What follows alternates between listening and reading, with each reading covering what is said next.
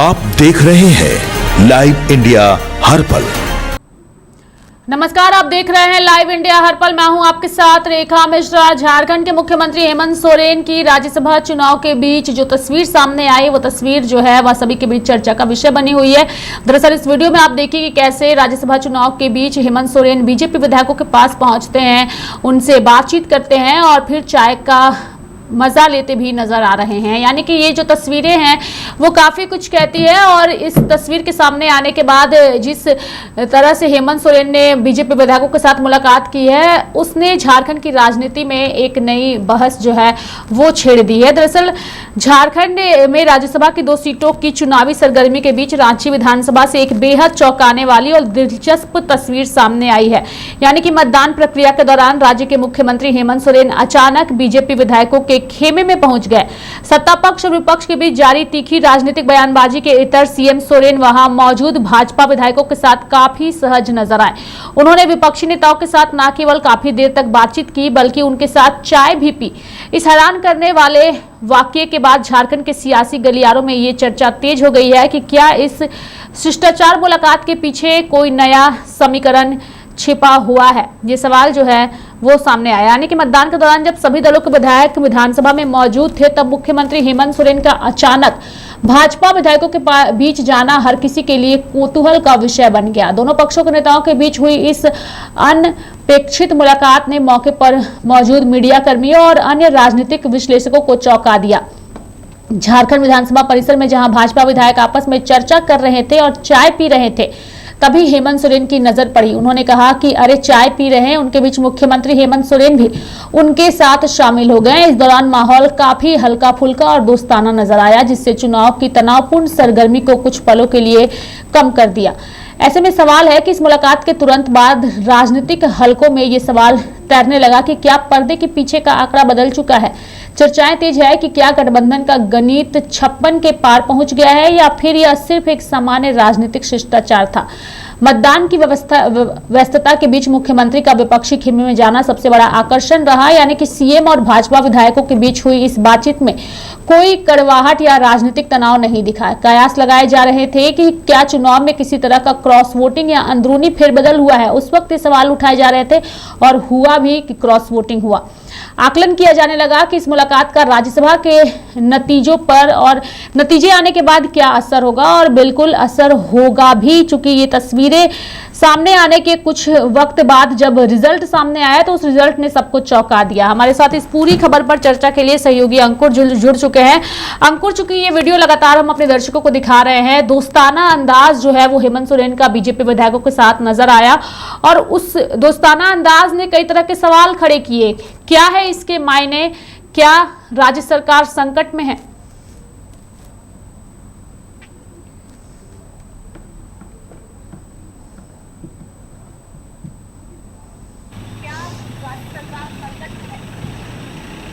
देखिए रेखा, देखिए जिस तरीके से अगर बात करें हेमंत सोरेन का एनडीए के विधायकों के साथ चाय पीना एक शिष्टाचार मुलाकात है, क्योंकि चुनाव का माहौल था, राज्यसभा चुनाव थे, इन सब के बीच विधानसभा में सभी जुटे थे और ऐसे में कह सकते हैं कि विधानसभा द्वारा जलपान का इंतजाम किया गया था। और यही वजह है कि हेमंत सोरेन जो है एक शिष्टाचार मुलाकात किए एनडीए के विधायकों से।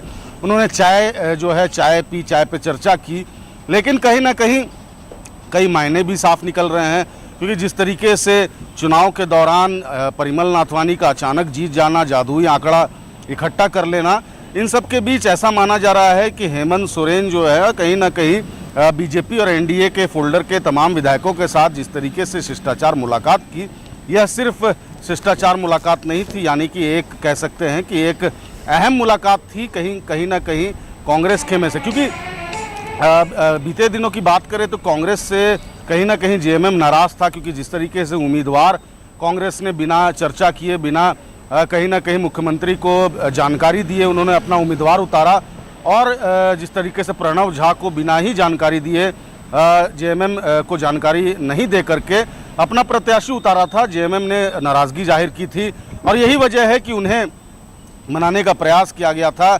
जिस तरीके से कांग्रेस के बड़े नेताओं ने उन्हें मनाने का प्रयास किया, भूपेश बघेल जैसे बड़े बड़े दिग्गज नेता पहुंचे थे और उन्हें मनाने का प्रयास किया गया, जिसके बाद माने तो ज़रूर, लेकिन नाराज़गी थी। और यही वजह है कि एक कहीं ना कहीं कह सकते हैं कि एक कल जिस तरीके से चुनाव के दौरान हेमंत सोरेन का ये मुलाकात कई मायनों में अहम है, और कहीं ना कहीं खेला जिसे हम कहे थे, खेला जो है हो सकता है वहीं से शुरू हुआ हो सकता है कि जेएमएम के पास पर्याप्त मात्रा में आंकड़े थे, और यही वजह है कि अगर 2 विधायक और 3 विधायक भी अगर वोट कर देते हैं जेएमएम के, तो कहीं ना कहीं जिस तरीके से पासा पलटा है वो कह सकते हैं कि जेएमएम का बहुत बड़ा भागीदारी है इसमें।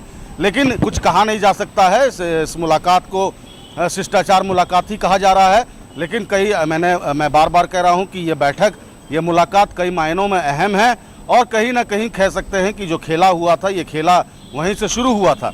लेकिन जिस तरीके से जो क्रॉस वोटिंग की बात हो रही थी, जिस तरीके से लगातार ये बातें सामने आ रही थी कि कौन है वो विधायक जिसने क्रॉस वोटिंग किया है, ये जानकारी अभी तो हमारे पास नहीं है। लेकिन कल जो ये मुलाकात हुई है, ये मुलाकात में साफ कहा जा सकता है कि कहीं ना कहीं ये मुलाकात ही कांग्रेस को कांग्रेस की जो हार है वो कहीं ना कहीं उसी मुलाकात के दौरान हुई है।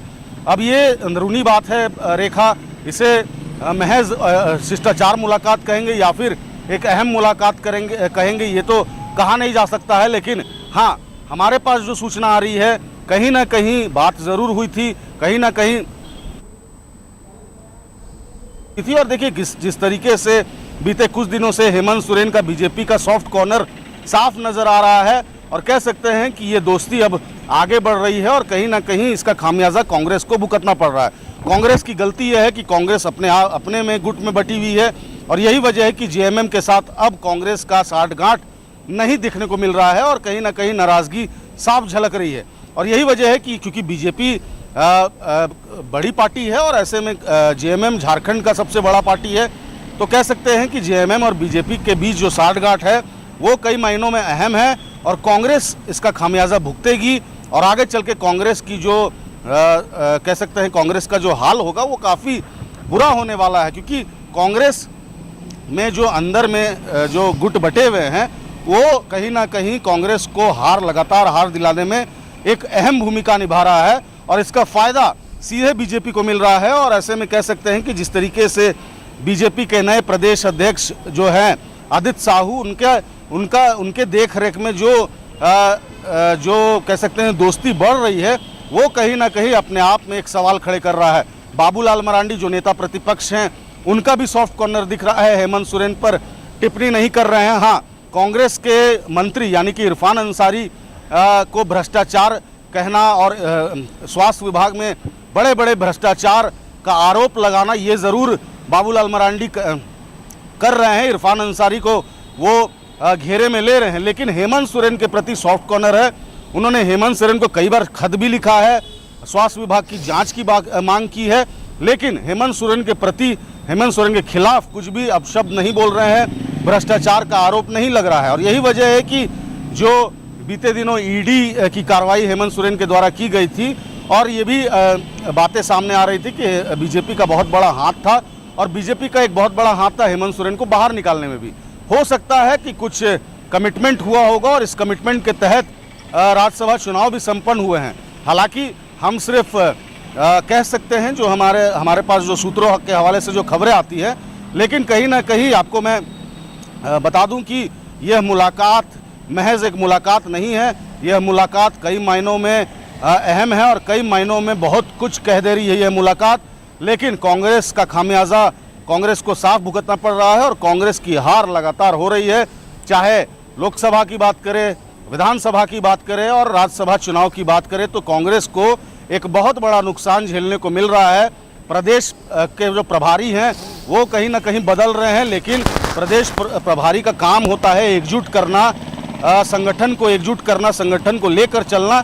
लेकिन प्रदेश प्रभारी यहाँ पर बड़े बड़े प्रदेश प्रभारी जो है वो आए, लेकिन यहाँ की जो राजनीति है, यहाँ की जो एकजुटता है वो एक नहीं कर पा रहे हैं, और यही वजह है कि कांग्रेस को खामियाजा भुगतना पड़ रहा है। लेकिन कहीं ना कहीं आपको बता दूं कि जो ये राजनीति चल रही है कांग्रेस में, ये बिल्कुल गलत है, और ऐसे में लगातार कांग्रेस को हार का सामना करना पड़ रहा है।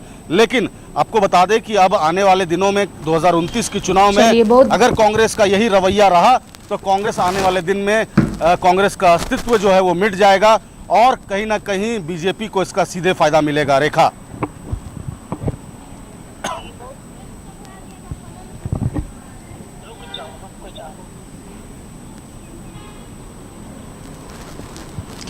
तो बहुत बहुत धन्यवाद अंकुर हमारे साथ जुड़ने के लिए और तमाम जानकारियां देने के लिए। हालांकि झारखंड में राज्यसभा का चुनाव संपन्न हो चुका है। निर्दलीय परिमल नाथवानी, जिसे भाजपा ने अपना समर्थन दिया था, उनकी जीत हुई है और साथ ही जेएमएम पार्टी के नेता की जीत हुई है। लेकिन कांग्रेस को करारी हार का सामना करना पड़ा है। ऐसे में महागठबंधन की केमिस्ट्री जो है वह फिलहाल सवालों के घेरे में है।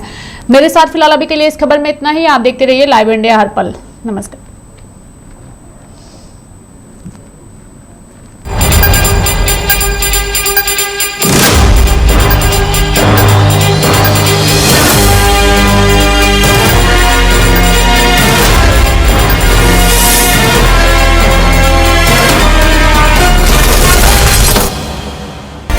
आप देख रहे हैं लाइव इंडिया हर पल।